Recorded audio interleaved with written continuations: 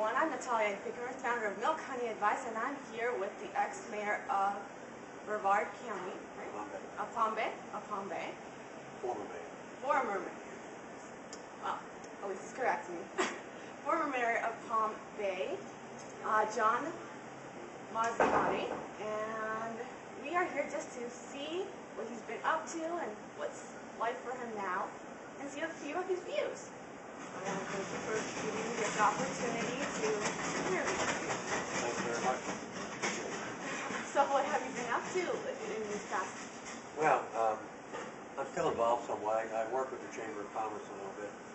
I do some stuff with them. I've been going to the gym on a regular basis, which is probably good for me. The best thing I've done is I've quit smoking for almost a year now.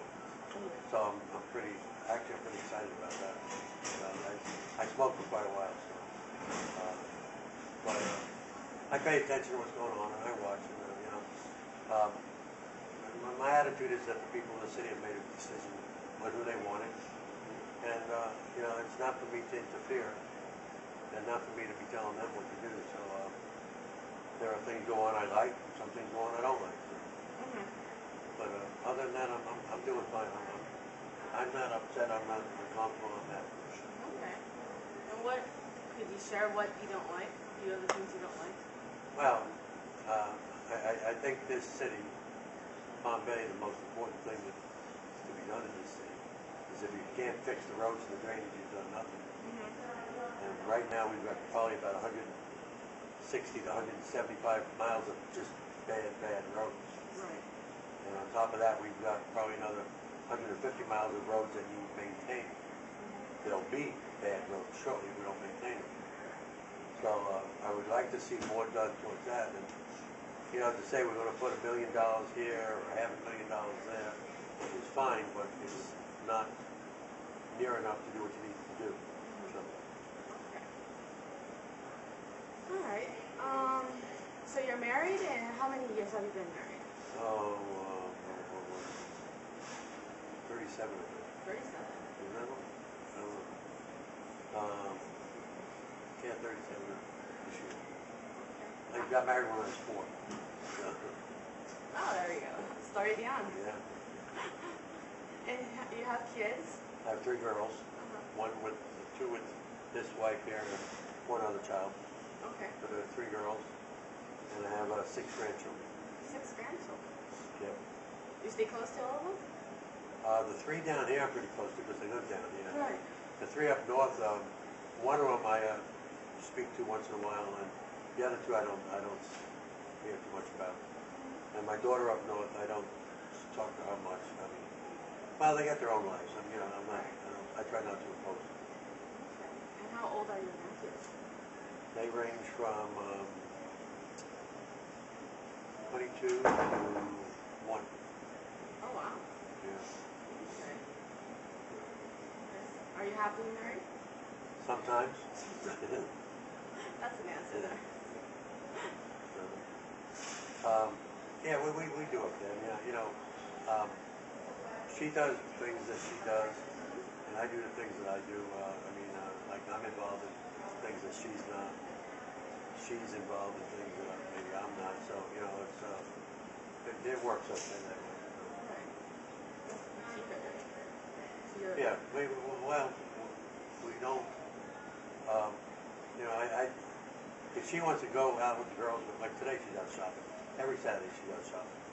So that's, I think, her other life. But you have a level of understanding of housing rooms. Yeah, we're understanding or ignoring each other for that thing. It's not a. I don't get upset. I mean, like on Saturdays or Sundays, I'll stay home and watch football maybe, or maybe I'll watch movies. Or I go on Netflix on my computer. I do that. So, I have a lot more choices now than I had when I was mayor, because now I don't have to be that concerned about. I have to be here. I got to be there. I got to be there. I have a little bit more freedom, a little bit more liberty, and I find that I'm doing a lot more things than I was doing then at that time. So. And you're Italian. Yeah, both sides of my family. Do you embrace it? Do you have your traditions, whatever that is? Yeah, I'm a member of the Italian club, and the one up on Cypress Avenue. Mm-hmm. and this is the third Italian club I've been a member of. I enjoy, I always tell everybody, enjoy what you are because you'll never be anything else. So, and I enjoy being Italian. I enjoy the food, I enjoy some of the things, I enjoy the music, but I don't speak the language. Oh, you do? No, I know some words and I can understand some phrases, and when I was younger I could understand a lot more than I understand now. But as you get older you get away from those people and you don't see it or hear it as much. So. And funny thing, I asked my father one time why he never taught us Italian.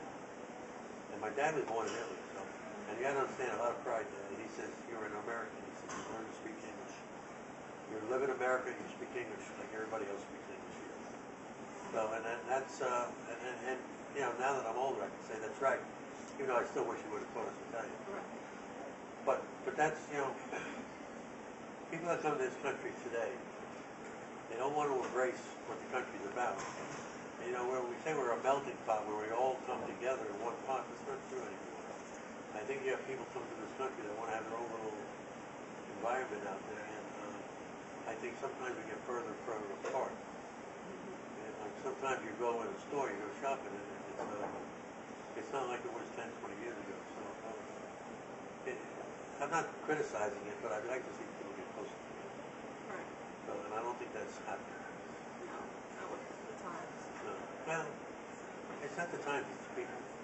I think times are the times, and I understand that. But it's the people. When my father came to this country, they didn't do anything special for them. They had to learn English to function in this country. They had no choice. And they did very well. And Italians are doing pretty well today. The ones that are coming in today, they want to continue with the heritage, and that's fine. I think that's good to continue with it, but you need to function on the outside world, and the outside world is not what you are. It's like what that common bond should be. And so I think a lot of people are missing that. And hopefully one day, I hope it's not too late, but hopefully one day we'll recognize that. Where were you born? Brooklyn, New York. Oh. Coney Island Hospital. How long did you live in New York? Were your childhood or how? Yeah, I lived in New York till we were about 12. Then we moved to Pennsylvania. My father got a job out in Pennsylvania. And he was the oldest in his family. And we got a job out in Pennsylvania. He did. And I lived there till I was about 42, 43. Then we moved down here. So, How many years in Bombay? Bombay is, I moved here the day the shuttle blew up. That's 86, 27 years. Oh, that's a long time. Yeah. Do you like Bombay? Is there... No, I always liked Bombay. When I was mayor, people used to make fun of me, but I wouldn't even go outside the city to eat. If I went to a restaurant, it was in the city. The only place I went, I cheated, I went to Carrabba's. That's not fun, the West Coast. But, yeah, I wouldn't go outside the city to go eat or go to restaurants or anything. So I take a lot of pride in it. The time I was mayor, I think the city did very well. And I didn't lose the election because I did something bad or wrong. I lost the election because the city changed. Reviews the way... Well, the people changed. It's a whole different group now compared to that. So, and I try to be straightforward with people. I try to tell them exactly how I feel, and hopefully they understand where I'm coming from. And I don't ask people to necessarily always agree with me, but I ask them to understand my viewpoint. When we're dealing with the employees, and I think the employees in the city are very important. But my first responsibility above all is the city of Palm Bay, that it survives. And my second responsibility is the residents of the city of Palm Bay, that they don't get abused. And then you go into your third responsibility, it would be the city employees who you need to have to do a good job. The city doesn't exist to give jobs. The city exists to serve the community. And when we lose track of what the responsibility of, what our responsibility is sitting up in, and we lost track of everything that we're supposed to do. You know, so whether you're the president, the governor, senator, House of Representatives, the mayor, whatever, you're there to serve the community that you serve. And when you know, I'll give you an example. There's a lot of things that come up for votes, like in Washington, D.C. I think Washington, D.C. is totally dysfunctional. I think most people would agree with that. But they don't make votes based on what's best for the country. They make votes on what's best for them. They don't want to offend this group, they don't want to offend that group. So they make votes where they think they get those votes for. And I think that's one of our major problems. Is we're more concerned on getting re-elected than we are on doing a good job.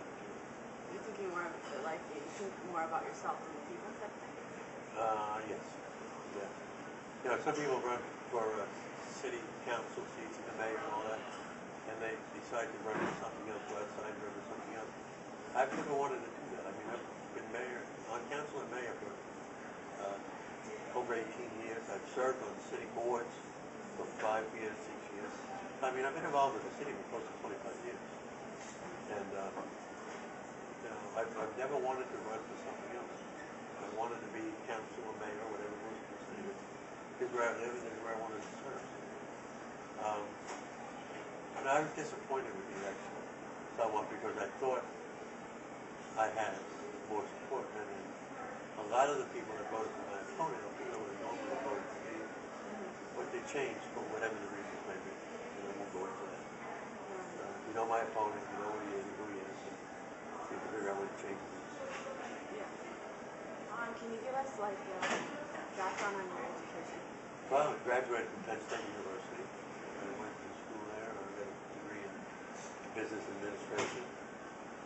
When I went to junior college, I had a degree in business management. So between business management and business administration, I thought I was qualified to run for a seat. I could do budgets. I could work with the budget. I could work with the economic development. I've been doing it long enough that I felt I had a very good idea what's going on. One of the things I did want to mention is that by me losing the election, what the city lost, forget me for a minute, that's unimportant. They lost a lot of history of what's going on in the city. I think that's one of the places in the world that I know there are things that we voted on, and in the process of voting for those things, like we said, it'll be this, this, and this. At the time we voted on it, it worked. And then you get a whole bunch of new people coming in, and now they want to win other people over, so they're going to change all the things we did. Well, you know, you can't just change for the sake of changing. You can't have a philosophy that is consistently, you know, like we say, well, we'll do anything to create jobs. Well, that's a good philosophy, but you're not going to put an asphalt plant in the middle of the city. So with great jobs, you're not going to put an asphalt plant in the middle of the city. So there is no rule that says it has to be like that forever and ever and ever. But there is a rule that says, or should be a rule that says, we need to consider those reasons we made the decision before and look at it again and make sure that it's still the right decision. So I think they don't do that. You get up to Washington, D.C., and this is so true. You got the liberals on one side, you got the super conservatives on the other side, and all those people in the middle that draw the wall out. And I think that's where the best ideas come from, on the middle. And you're getting less and less of that moderate group in the middle, because they're all going over here. And they have no choice, because if they don't go here or go there, they're not going to get support from a big group of people. So, but I think all those people in the middle, we're losing them, and I think that's a thing that we're going to regret. Yeah. What do you think of our current mayor? What are your views on him?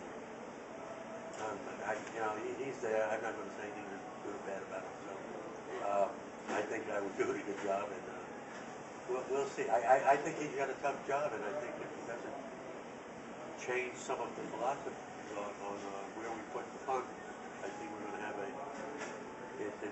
we get more money each year, obviously, and that's good. But everything goes up, of course, each year too. So getting more money isn't the answer. It's We need to dedicate funds to fixing roads and drainage.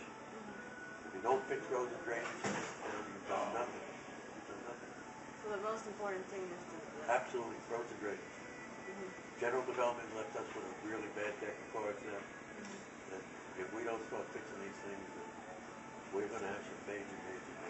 Because, you know, when business and industry looks to come down here, they look at a couple. They look at churches, they look at schools, they look at the infrastructure, the roads, they look at the utilities. They look at a whole group of things. And, you know, we got a new company coming in here, Bass Pro.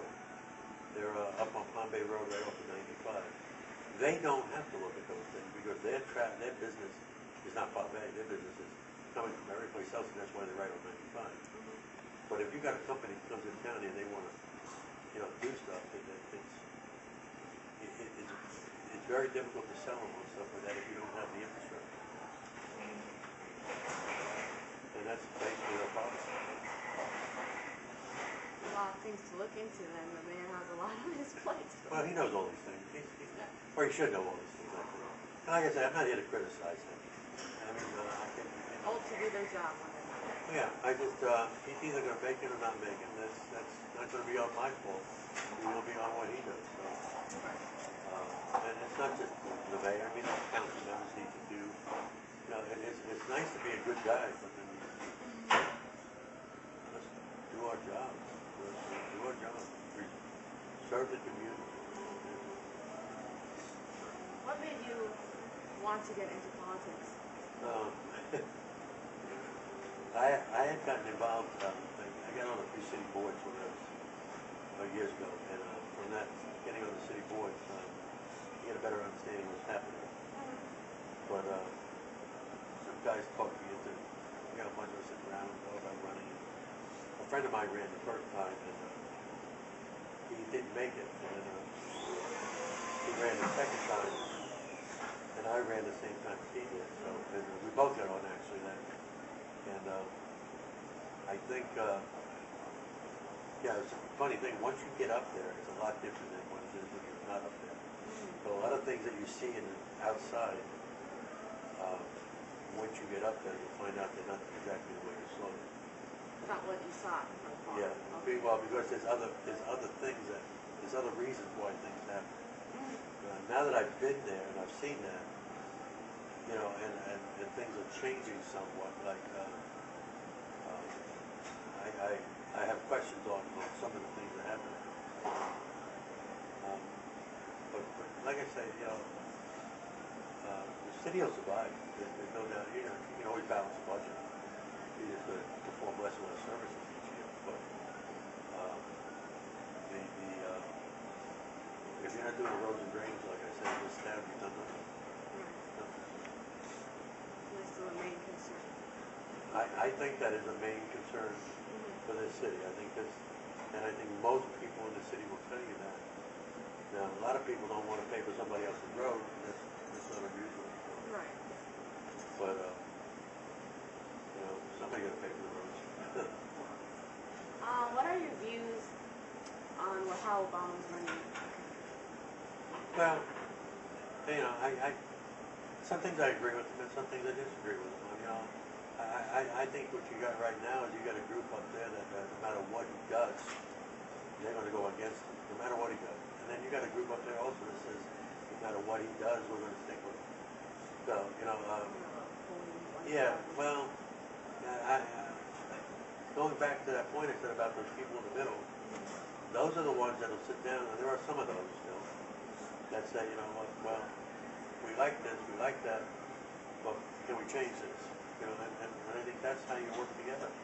If you're not going to do those things, then you really accomplish nothing. Do you agree with Obama's health care decision? I believe everybody in this country should be entitled to some form of health care, whether it's the Affordable Care Act or not. But, you know, I mean, I like the concept. I think there obviously needs to be some changes made, and I think obviously we're having some problems with it. But you got the one side, then you want to help to fix it. It says, no, we just want to get rid of it. Right. Well, but getting rid of it, it's going to. They said, we'll come back with something better. No, they're not. They're going to come back with anything. Everyone thinks they know what's right. Yeah, so, I mean, I think the groups need to sit down honestly and try to resolve the issues that are there and try to make this plan work better than it's working. Do you feel that he's taking, this is my view, but do you feel he's taking away our rights as Americans by forcing some health care? Well, he makes you pay taxes every year, doesn't he? Yes. Not he, yes, it's the government makes you. And so, and he's taking those tax dollars and fixing a road in Indiana, right? So, is that right? Taking your money to fix a road in Indiana? So what he's doing with the health care, I think, and I think there's better plans out there than what he has. Yeah, I don't know if I like this particular plan, but I think that if everybody is getting health care, it'll bring the cost down. And hospitals will get paid. You know, this hospital is they write off 20% of the bill. So if they're getting paid for that 20%, they can lower the prices by 20% if they want to. So instead of going to hospitals and let's say spending $600 for a room, you're getting it for $450. It's still a lot of money. So I think the healthcare industry is going out of whack totally. I like some of the things, like I say, in the bill that, you know, the existing conditions that you've covered. I like that. The thing with the children up until they're 26 years of age, I don't know about 26 years of age, but I like the concept that they can stay at least finish their schooling and so on and so on, and still get insurance to the parent. And there's a few other things in there I like. And there's obviously the website is the problem. It's claiming to fix the problem. I think 6 months from now, everything will be running a lot smoother. Now, will they have enough people getting insurance to make it pay like it should? I don't know. Right. But like, you don't have to get the health insurance. You know, 90%, I don't know what it is, of people are already covered with health insurance where they work and so on. Medicare and everything. So there's still 40 million people out there without insurance. So those are the ones that, for various reasons, some don't want it, some can't get it, some have an existing condition, and some is just way too expensive for it. So, I mean, if you can get that group to understand what's happening, I think it's a better deal. Do you think the shutdown that we had was just a big act on both parties? I think Ted Cruz is an idiot, personally. So, and that's my honest opinion. Ted Cruz is an idiot. I think Ted Cruz is born in Canada. Really? Yeah, I think I heard something like So, that. if that's the case, I don't know how he can run for president. Nevertheless, I'm not totally sure of that. But, I mean, they made a big deal where Obama was born. Yes. Yeah, but evidently it's a done deal. He's born in Hawaii, I guess. And some are still making a big deal out of it. And you know, Well, he's voted into office. yes, that's exactly right. Forget about it. Let's handle the problems that we have today. I mean, they still bring Benghazi up, and that was a serious bad thing. And I don't know who to blame for it, but you know what? I think that's yesterday. We've corrected a lot of things from that, and I think let's work on the problems we have today. You know, people live in the past, you gotta think it now. Yes. I think I've asked you enough. I just have this really question, really out there, but it's just, are your eyes naturally that blue? Yeah. For real? That was incredible. I was looking at your eye, I was like, this guy has the bluest eyes I've ever seen. Yeah, they're blue. My grandson's eyes are blue. My daughter's eyes are blue. And who else is blue eyes? My sister's eyes are blue. Well, they brown. I don't know. I forget. But yeah, yeah. There's Italians with blue eyes, and people don't believe it, but they're all. Yeah, I've seen my parents. My mom has green eyes. My dad has blue. Siblings that I have What do you have? greenish brown. Yeah. Or at least I like to put the greenish. See, that's a compromise. That's a compromise. We'll say they're brown. My one daughter's eyes were brown. Right. And she wanted blue eyes all the time. I said, there's just a little bit of blue in there. She loved it. I went and got contacts Yeah. for a long time. When I wear like the blue shirt probably helps something, you know, that makes it blue. Maybe. Well, when I was working, I had a couple of blue shirts. I used to wear golf shirts all the time. And whenever I wear that, especially the women would come up and say, "Well, your eyes are blue." The guys maybe thought it, but they just never said it. Yeah. So they are. They're just like, you notice. Like, whoa. I wasn't sure because lots of people nowadays just put something to make them blue. No, that's my eyes. Oh, okay. And I never wear sunglasses or I don't like sunglasses. People say people with blue eyes should wear sunglasses. I haven't heard that. I think blue eyes is probably advanced intelligence. Maybe, you never know. My wife has an uncle who was bald. And he used to always tell people that hairlines could be going up and up and up. And people progressing as more and smarter. He says, so if you're totally bald, your advanced intelligence is way ahead of everybody else. Which makes sense to him. Answer. Okay. I would like to tell everyone that this guy's really nice. I actually had contacted him and he was quick. Not everyone's like that. I want to tell you that. I very compliment you that is awesome that you can just go ahead and someone just contacts you and you're fast about it. Well, I try to be a people person. Well, that's good. And I looked at your webpage anyway, sir, and I looked at your Facebook page. Well, people lose that because whenever I contact lots of people, they're like, they make themselves seem big shots. Well, when I first met you, I asked you a bunch of questions based on what I saw on your webpage. True. But, yeah, I just don't like meeting people cold if I can avoid it because then it's It gets uncomfortable. yeah, no, now I know a little bit about you. I believe in communication. If you don't know the person you're going to be talking to, it just gets Well, awkward. hopefully we'll be friends now, so that will work out good. Sure. So I'd like to thank you. Thank you. And thank you for the interview. And everyone, this will be on my website as well as all of the social media that I offer. Thank you so much for viewing and